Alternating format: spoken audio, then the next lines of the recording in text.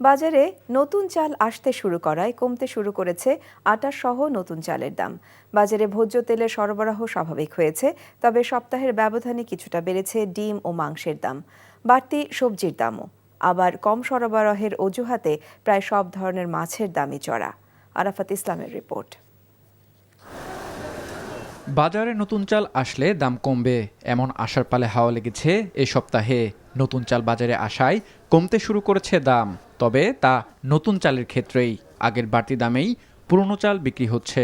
যেগুলো নতুন চাউলগুলো আসছে, যেমন 28, হাস্কি 29, মিনিকেট, এগুলো নতুন আসছে চাউল, এগুলা কেজি প্রতি 4-5 টাকা কমছে।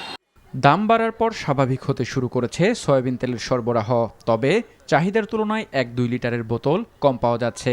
এছাড়া আলু ও পেঁয়াজের দাম স্থিতিশীল রয়েছে। বাড়তি কিছু কিছু সবজির দাম। দন্দল এগুলা 70-80 টাকা, পটল 60 টাকা কেজি, উস্তা 60 টাকা 50 টাকা কেজি, তারপরে বরবটি 80 টাকা কেজি। ডজনে 5 থেকে 10 টাকা বেড়েছে ডিমের দাম। লাল ডিম 135 থেকে 140 টাকা, আর সাদা ডিম 125 থেকে 130 টাকা ডজন। ব্রয়লার মুরগির দাম স্থিতিশীল থাকলেও অন্যান্য মুরগির কিছুটা বেশি দাম। এছাড়া গরুর মাংসের দাম কেজিতে 30 থেকে 50 টাকা পর্যন্ত বেড়েছে। যত কিনে আনি সেই হিসেবে আমরা বিক্রি করি। ওখানে যদি 20 টাকা বাড়ে, আমাদের এখানে 20 টাকা বাড়ে। ওখানে 20 টাকা কমলে আমাদের এখানে 20 টাকা কমে।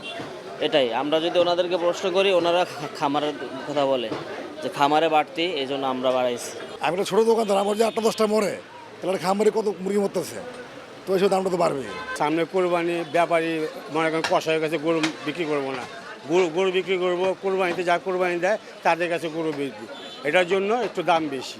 নিত্যপণ্যের বাজার পরিস্থিতি নিয়ে মিশ্র প্রতিক্রিয়া ভোক্তাদের। সিন্ডিকেট ভাঙে আমরা কখনো বের হইতে পারি না। গরুর মাংসটা চাইলে ওরা কমাইতে পারে দাম, কিন্তু কখনোই কমাচ্ছে না, বরঞ্চ দিন দিন আরও বৃদ্ধি পাচ্ছে। সার্বিক দিক বিবেচনাপূর্বক আমার মনে হয় বাজার ব্যবস্থায় একটু মনিটরিং প্রয়োজন, যেন অন্তত আমরা মধ্যবিত্ত বা যারা নিম্নবিত্ত আছে তারা যেন একটু ভালোভাবে আসলে খেয়ে পরে বেঁচে যেতে পারে আর কি। এছাড়া ছোট বড় সব ধরনের মাছের দামই চড়া। কেজিতে 100 থেকে 200 টাকা পর্যন্ত বাড়তি দাম গুনতে হচ্ছে ক্রেতাদের। আরাফাত ইসলাম, এনটিভি নিউজ, ঢাকা। বান্ডেল থাকলে প্রতি সেনমানিতে টাকা বাঁচবে।